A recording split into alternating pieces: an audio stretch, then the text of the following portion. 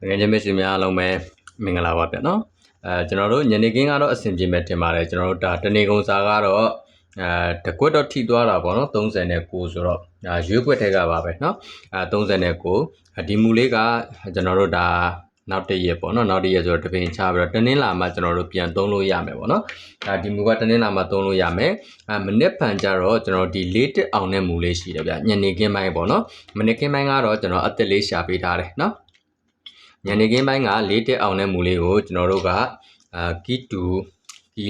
ပရိလာမသိဘူးเนาะကျွန်တော်လည်းပြန်ပြီးတော့ကြည့်ရမယ်မမှတ်မိလို့ပေါ့နော်မမှတ်မိလို့အကောင်လေးကျွန်တော်တစ်ချက်ပြန်ပြီးတော့တင်ပေးပါမယ်เนาะโอเคဒီကောင်လေးလည်းတစ်ချက်တတိထားပြီးတော့ကစားပြเนาะဒီကောင်လေးက9339ကဒီတဲကလည်းဒါနှစ်ခုပေါ့နော်နှစ်ခုတော့ပါသွားတယ်ကျွန်တော်ကနောက်ထပ်တစ်ကွက်တော့ထင်နေတယ်ပေါ့နော်ဒီ3ရက်တစ်ဖြတ်တဲကပေါ့နော်3ရက်တစ်ဖြတ်တဲကကျွန်တော်ရွေးပေးထားတဲ့ကဒီမှာ20 93 91နော်ဒီကောင်ကတော့ main ကစားမှာဖြစ်တဲ့အတွက်ဒီတက်က4846ကိုကျွန်တော်ကြိုက်တယ်လို့ပြောခဲ့တယ်ပေါ့နော်မနစ်ဗန်ဒီတက်ကလည်းကျွန်တော်တို့ပါတယ်ပေါ့နော်ကဏ္ဍလေးနှစ်ကွက်ပါတယ်48ရော46ရောပါတယ်နော်အကောင်လေးတစ်ချက်ကျွန်တော်သတိထားပြီးတော့ကစားရမယ်ညနေခင်းပိုင်းကတော့ကျွန်တော်တို့ဒီမှာအဝါပေါ့နော်နှစ်သီးစားဖြစ်သွားတာပေါ့နော်3ရက်တစ်ဖြတ်ကလည်းရမယ်ကျွန်တော်တို့ဒီမှာနေ့တိုက်ကလည်းရမယ်ပေါ့နော်3993ဆိုတော့နော်โอเคဒါဆိုရင်ကျွန်တော်တို့မနစ်ခင်းပိုင်းပေါ့နော်မနစ်ခင်းပိုင်းအတွက်ဒါမူအသက်လေးရှာပေးထားတယ်ညနေခင်းပိုင်းကတော့လေးတက်အောင်တဲ့မူလေးကိုကျွန်တော်ပြန်ပြီးတော့တင်ပေးဖို့ရှိတယ်ပေါ့နော်โอเคမနစ်ခင်းပိုင်းမူလေးပဲအရင်ကြည့်အောင်ပေါ့နော်โอเคနံပါတ်6ပေါ့နော်ဒီနံပါတ်6တီးတဲ့နော်နံပါတ်6တီးကျွန်တော်တို့ဘယ်လိုကြလဲဆိုဒီလို3လုံးပေါင်းခြင်း435နော်ပေါင်းခြင်း9ဆိုလိုတာကတော့6နက်ခ9ဆိုပြီးတော့ရိုက်ပြီးတဲ့သဘောနော်ဒီမှာကကျွန်တော်နံပါတ်9ရှိတယ်เนาะနံပါတ်9မှာသူပါရိုက်သွားလဲဆိုရင်395ဆိုဒီလိုလေးရိုက်သွားတယ်เนาะပေါင်းခြင်းနံပါတ်ဒီနံပါတ်2ခွန်ပါဝါ2ပေါ့เนาะဒီမှာကတော့ကျွန်တော်တို့ပါဝါလေးရိုက်သွားတယ်ဗျာเนาะโอเคဒီအောက်က8ကိုတစ်ချက်ကြည့်အောင်เนาะ8ဒီမှာခွန်4 3ညပေါင်းခြင်းနံပါတ်1နက်ခတ်ရိုက်တယ်เนาะဒါဆိုရင်သူ့ရဲ့စီကြောအတိုင်းစစ်ပြီးတော့သွားမယ်ဆိုရင်เนาะဒီမှာကနက်ခတ်ပါဝါနက်ခတ်ဒီမှာပါဝါကတော့ကျွန်တော်တို့ဒါဖြစ်လာနိုင်ခြေအကောင်းဆုံးပေါ့နော်ဒီအတွက်ကြောင့်ကျွန်တော်ပါဝါလေးကိုအရင်ယူပေးမယ်3ပါဝါဘယ်လောက်လဲနံပါတ်8เนาะနံပါတ်8ဖြစ်တဲ့အတွက်ကျွန်တော်တို့1တီဒါထိပ်စီးလိုင်းအတွက်တော့နည်းနည်းလေးပို့ပြီးတော့ကောင်းတယ်စီကြောလိုက်ပေါ့နော်ဒါပေမဲ့သူကပြောက်တော့ကြာထားတာဖြစ်တဲ့အတွက်ကျွန်တော်တို့က3လုံးလုံးယူမအဆင်ပြေမယ်ပေါ့နော်ဒီမှာကတော့ကျွန်တော်တို့ပါဝါယူပြီးသွားပြီဓာတ်ရိုက်ယူမယ်ဆိုရင်ကျွန်တော်တို့6ထိပ်နော်6 3 4ပေါ့နော်ကျွန်တော်တို့ပေါင်းခြင်းနံပါတ်ဒီ3ဖြစ်မယ်เนาะသူ့ရဲ့3နက်ခတ်5ပေါ့နော်5ဆိုရင်ဒီမှာက4 3ပေါင်းခြင်းခွန်ရှိတာဖြစ်တဲ့အတွက်ဒီမှာကကျွန်တော်တို့8ထိပ်ပေါ့နော်8ထိပ်လေးယူရမယ်ဒါဆိုရင်ကျွန်တော်တို့နောက်ထပ်တစ်ခုနောက်တစ်ခုကကျွန်တော်တို့အပိတ်ပေါ့နော်အပိတ်လိုင်းလေးတစ်ချက်ကြည့်အောင်ဗျာနော်အပိတ်လိုင်းဒီနှလုံးပေါင်းခြင်း3ညပေါင်းခြင်း3ပေါ့နော်သူကတော့ကျွန်တော်ကရိုးလေးပဲရှာထားတယ်ဒီနှလုံးပေါင်းခြင်းဒီလည်း3ပေါ့နော်โอเคဒီအောက်ကိုစစ်တိုက်လေးစစ်ကြည့်မယ်3ညပေါင်းခြင်းဒီ3ညပါဝါ5လို့ဒီလိုလေးရိုက်တယ်เนาะခွန်ရှစ်ပေါင်းခြင်း5ပေါ့နော်ဒီမှာကတော့ပါဝါရိုက်တော့တယ်ကျွန်တော်3ညတဲ့ပေါင်းခြင်းနံပါတ်ဒီ1ဒီမှာလည်းကျွန်တော်တိုက်ရိုက်เนาะဒီဘက်နဲ့နည်းနည်းလေးတွားပြီးတော့ကြိုက်တယ်ပေါ့နော်တိုက်ရိုက်ပါဝါဒီမှာတိုက်ရိုက်ဒီမှာဖြစ်လာနိုင်ခြေအရှိဆုံးကတော့ပါဝါပဲပေါ့နော်ဒါဆိုရင်ဒီမှာ1 9နှလုံးပေါင်းခြင်းဒီ3ညရှိတယ်3ညပါဝါကျွန်တော်တို့ပါတယ်5เนาะကျွန်တော်တို့ပြောင်းနေတဲ့နံပါတ်2เนาะဒီကောင်ဒီဖြစ်လာနိုင်ခြေအရှိဆုံးကျွန်တော်အကြိုက်ဆုံးက1 2เนาะဒီတစ်ကွက်ပဲကျွန်တော်ကနည်းနည်းလေးပိုကြိုက်တယ်ပေါ့နော်စောစောက3ရက်တစ်ဖြတ်နဲ့သွားကြိုက်တဲ့ဟာတော့ကြိုက်တာပေါ့နော်ဒါဖြတ်လိုက်မယ်ဆိုရင်တော့ကြိုက်မှာပေါ့နော်โอเค1 2ကတော့တခါတည်းပဲကျွန်တော်ပြောခဲ့မယ်ပေါ့နော်မနေ့ကမှနည်းနည်းလေးတင်ပြီးတော့ကျွန်တော်ကတော့ထိုးစီကျင်တယ်เนาะမနေ့ခင်ပိုင်းရောညနေခင်းပိုင်းရောပေါ့နော်ဒီတစ်ကွက်တည်းကိုပြောတာပေါ့နော်ကျန်တဲ့ဟာတွေဖြန့်စရာမလိုဘူးဒီတစ်ကွက်တည်းကိုပဲတည်တံ့ပြောတာเนาะโอเคဒါဆိုရင်ကျွန်တော်တို့ဖြန့်ကြည့်အောင်ပေါ့နော်3ညဒီ3ညလို့ကြာမယ်ဆိုရင်ရောကျွန်တော်တို့ဒီမှာခွန်3ခွန်ပေါင်းခြင်းဒီ3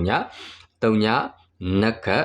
်ကျွန်တော်တို့ခွန်ဆိုရင်ဒီမှာက4ပေါ့နော်4 3ပေါင်းခြင်းနံပါတ်ဒီခွန်ဖြစ်မယ်เนาะဒါဆိုရင်ကျွန်တော်တို့ဒီမှာကဏ္ဍလေးတွေဆွဲထုတ်လို့ရပြီပေါ့နော်ကျွန်တော်လည်းတူဆွဲထုတ်ကြည့်အောင်เนาะ1 2 1ခွန်1 4เนาะ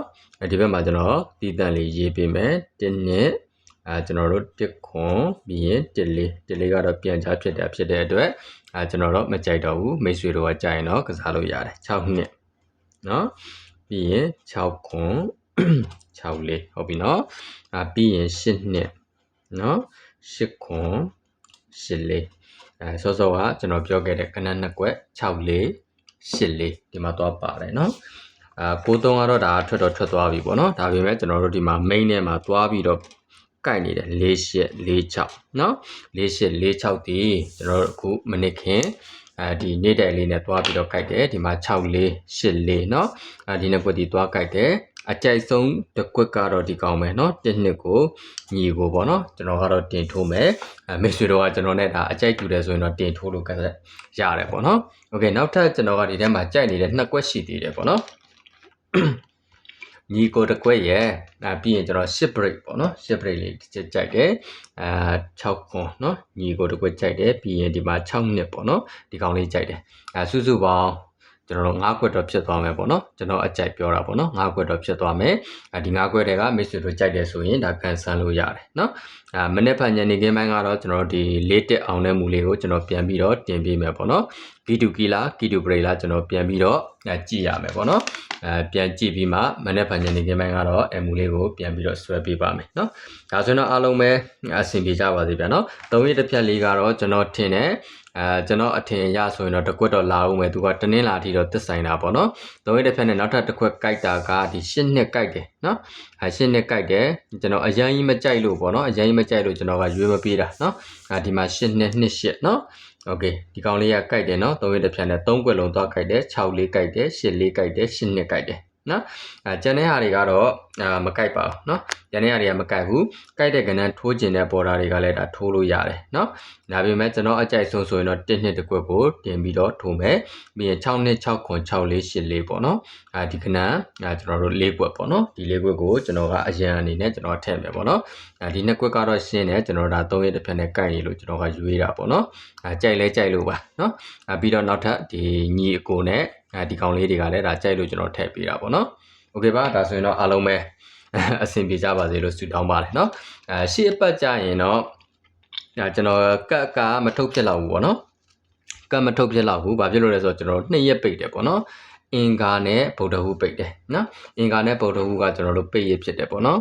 ဂါနဲ့ဟူပေါ့နော်ဂါဟူကပိတ်ရဖြစ်တာဖြစ်တဲ့အတွက်တနင်္လာပြီးရင်ကြာသပတေးတောက်ကြပေါ့နော်3ရက်ပဲကျွန်တော်တို့ဖွင့်မယ်ဒီအတွက်ကြောင့်ကျွန်တော်စီကလာတောင်းလဲကျွန်တော်မထုတ်ပြဘူးဆိုရင်တော့ပို့ပြမှာမဟုတ်ဘူးပေါ့နော်ဒါကြိုပြီးတော့ပြောပေးထားတာဒီအတွက်ကြောင့်2ရက်ပိတ်တယ်ဆိုတော့ကျွန်တော်သိကြတယ်မထုတ်ပြလောက်ဘူးပေါ့နော်မထုတ်ပြလောက်ပါဘူးတခါတည်းပဲပြောလိုက်တော့မယ်ပေါ့နော်ဒီကြောင့်လာမတောင်းပါနဲ့ပေါ့နော်လာမတောင်းပါနဲ့တကယ်လို့စာမပြန်နိုင်ဘူးဆိုရင်လည်းစိတ်မရှိပါနဲ့ပေါ့နော်စိတ်မရှိပါနဲ့โอเคပါဒါဆိုရင်တော့အားလုံးပဲမနေ့မနေ့ကမှာအဆင်ပြေကောင်းပါစေဗျာနော်ကျေးဇူးတင်ပါတယ်ကျွန်တော်အကြိုက်ဆုံးတစ်ခွက်ကတော့ပြောပြီးသွားပြီ1နှစ်ညီကိုပေါ့နော်ကျန်တဲ့4ခွက်လည်းကျွန်တော်ရွေးပြီးသွားပြီပြီးရင်ကျွန်တော်တို့ဒီ3ရက်တစ်ဖက်နဲ့ကြိုက်တာဆိုရင်10နှစ်ကြိုက်တယ်ဒီ3ခွက်ပေါ့နော်6လေး8လေးနော်ဒီကောင်လေးတွေကြိုက်ပါတယ်နော်အားလုံးပဲမနေ့မနေ့ကမှာအဆင်ပြေကြပါစေနော်ညနေခင်းပိုင်းမှာကတော့ကျွန်တော်ဒီလေးတက်အောင်တဲ့မူလေးကိုပြန်ပြီးတော့ဆွဲပေးပါမယ်အားလုံးပဲဘိုင်ဘိုင်ပါဗျ